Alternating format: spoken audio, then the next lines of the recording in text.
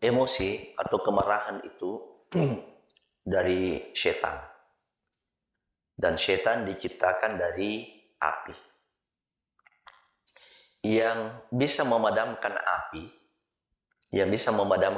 adalah air. Itu secara umum yang kita lihat, yang kita saksikan. Tentu air yang banyak dan memiliki kekuatan. Nah, makanya ada pemadam kebakaran. Pemadam kebakaran itu yang dia bawa itu adalah air. Air yang banyak sekaligus memiliki power, memiliki kekuatan untuk memadamkan api.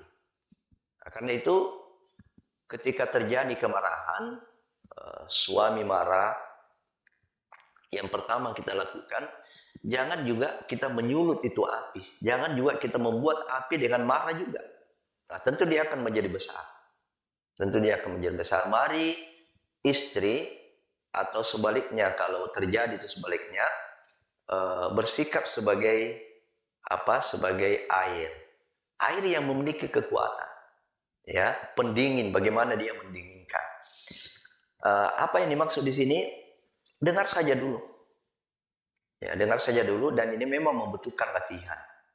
Ini dalam beberapa taklim sakinah yang kita sampaikan lewat online, lewat daring.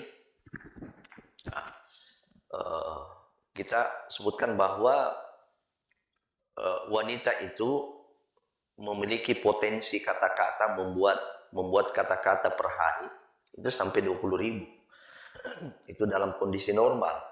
Bagaimana kalau dia marah bisa menjadi 22.000, 24.000. Dalam kondisi normal saja bisa memproduksi kata-kata per hari 20.000. Nah, bagaimana solusinya kalau laki-laki? Ya, laki-laki memang ditakdirkan untuk menjadi pendengar, untuk banyak berlatih mendengar. Ya, kalau istri ya berlatih mendengar, ini perlu dilatih. Mendengar ini perlu dilatih. Nah, salah satu di antara latihan komunikasi itu adalah kesabaran kita, kerelaan kita untuk siap mendengar. Nah, memang ini tidak gampang, ya, tidak mudah kita ini menjadi pendengar. Pertama tadi dengan latihan. Yang kedua adalah mari kita mengkondisikan rohani kita. Mari kita mengkondisikan rohani kita ini sehingga rohani kita ini tidak mudah marah. Dia menjadi rohani yang lembut, menjadi rohani yang tenang. Ya, jadi ciri-ciri orang yang tidak berakal, ciri-ciri orang yang kurang akalnya ketika dikritik, ketika dimarahi, dia marah juga. Itu ciri-ciri orang yang kurang akalnya. Itu ciri-ciri orang yang tidak dewasa. Maka caranya adalah beri makanan pada rohani kita. Perbanyak ibadah-ibadah mahdoh, perbanyak baca Quran, berzikir, ya, sholat sunat, ya, makanan rohani. Ya, dengan makanan rohani itu akan melembutkan hati kita. Ya, selain tadi latihan, juga berikan makanan gizi pada rohani kita sehingga hati kita ini menjadi lembut. Insya Allah kemarahan itu tidak ada, saya kira, yang sampai 3 jam. 1 jam aja ini kan sudah berulang-ulang. Kalau dia marah 1 jam itu akan berulang-ulang. Ya, jadi 2 kuncinya ibu sekalian. Pertama adalah dengarkan aja dulu, dengarkan dan bisi hatimu, tenang. Ya, tenang. Kemudian yang kedua, siapkan diri kita dengan memperbanyak ibadah-ibadah mahdoh. Sebab bukan penyelesaian ketika suami marah kita balas dengan marah. Jangan sampai kita berprinsip, kau bisa marah, saya juga bisa. Nah, tidak seperti itu. Kita dengarkan aja dulu, kita dengarkan. Caranya berlatih tadi itu, kita berlatih mendengar.